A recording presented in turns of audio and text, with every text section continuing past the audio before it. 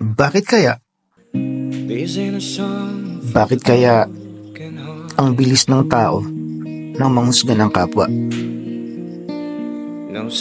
Kahit wala naman silang sapat na kaalaman sa istorya ng buhay mo.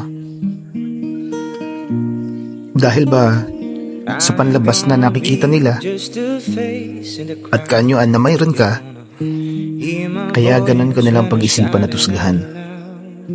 Medyo unfair ang mundo. Medyo hindi patas. Kasi hindi mo man lang din mapatunayan ang sarili mo. Lahat naman tayo may pinagdadaanan at may pagkakamali sa ating nakaraan.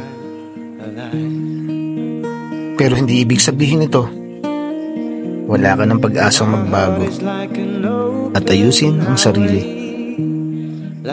Kaya ikaw na nakikinig at nanonood nito, sana maisipan mo munang tingnan ang sarili mo bago ka manghusga ng naaayon lang sa nakikita at naririnig mo. This is for the ones who stood their ground.